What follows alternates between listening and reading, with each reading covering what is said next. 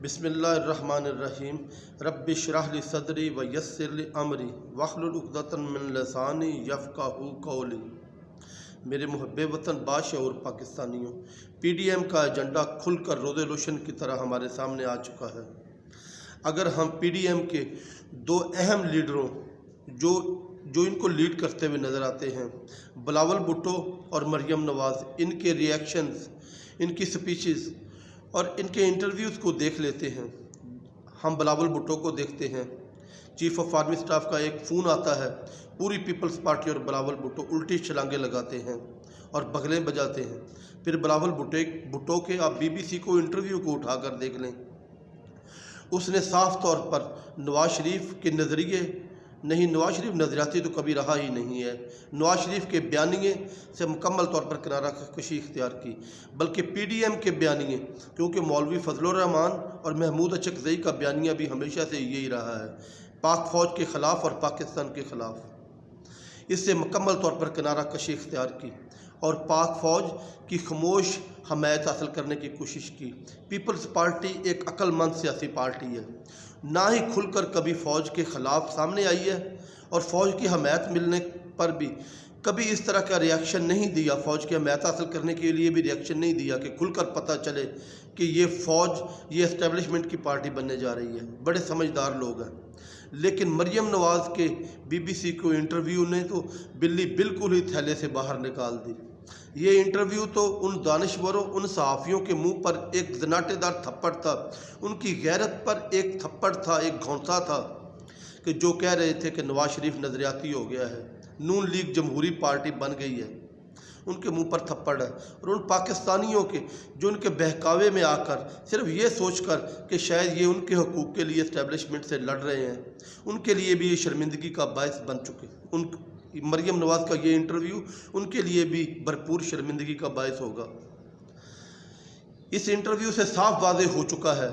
ان کے پچھلے 2 سال کے جو ترلے منتیں ہوں، جو سفارشیں ہوں، جو اندر خانے جو کوششیں ہوں، وہ صرف اور صرف اپنی حمایت حاصل کرنے کے لیے تھے، اقتدار میں راستہ دینے کے لیے تھے، یا تو مریم نواز کو باہر لے جانے کے لیے تھے۔ اور اب جو پچھلے 2 ماہ کے دوران جو پاک فوج کے خلاف جو زبان استعمال کی گئی، جو فوج کے خلاف زبان استعمال کی گئی، جو فوج میں بغاوت پیدا کرنے کی کوششیں کی گئیں،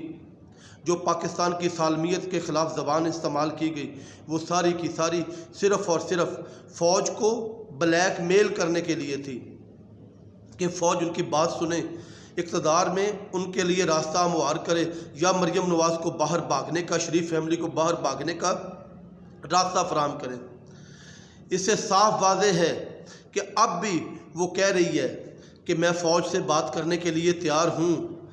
لیکن عمران خان کی حکومت کو ختم کیا جائے۔ میں آج بھی چیلنج کرتا ہوں، چیف آف آرمی سٹاف اور اسٹیبلشمنٹ آج بھی تھوڑا سا ہاتھ بڑھائے۔ عمران خان تو کیا، عمران خان کو ساری زندگی کے لیے بھی اس ملک پہ حکومت کا اختیار دے دیا جائے تو نون لیگ صرف اس شرط پر ہی اسٹیبلشمنٹ کی جولی میں بیٹھنے کے لیے تیار ہوگی کہ مریم نواز کو باہر جانے کا موقع دے دیا جائے۔ نواز شریف کی یہ جو اسٹیبلشمنٹ کے خلاف، پاکستان کی سلامتی کے خلاف تقریریں تھیں، یہ اس ملک میں سیاست کرنے کے لیے نہیں تھیں، اپنے لیے سیاسی پناہ حاصل کرنے کے لیے تھیں اور اپنے خاندان کو اور مریم نواز کو اس ملک سے بھگانے کے لیے، اسٹیبلشمنٹ کو مجبور کرنے کے لیے تھی۔ میں چیلنج کرتا ہوں، یہ اگر آج اسٹیبلشمنٹ اور گورنمنٹ ان کے خاندان کو اس ملک سے بھاگنے کے لیے پرمٹ جاری کر دے تو آج یہ پی ڈی ایم تو کیا اس ملک کی سیاست سے علیحدہ ہونے کے لیے بھی تیار ہیں۔ میرے محب وطن پاکستانیوں، پیارے پاکستانیوں، اب تو ان کے چہرے آپ کے سامنے ننگے ہو چکے ہیں، تو ان کو پہچانو۔ یہ پاکستان جو ہے یہ عمران خان کے بدلنے سے نہیں ہوگا۔ باقی یہ تو ہے ہی، یہ تو بالکل ہی، یہ تو مفاد پرستوں کے ٹولے تھے، ان کا تو پاکستان کے ساتھ تعلق ہی کوئی نہیں تھا۔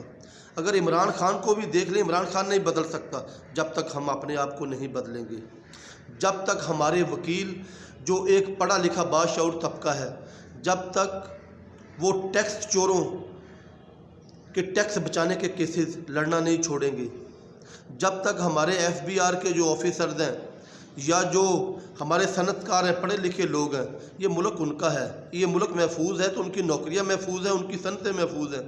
جب تک وہ ٹیکس چوری نہیں چھوڑیں گے تو یہ ملک کبھی ٹھیک نہیں ہوگا۔ جب تک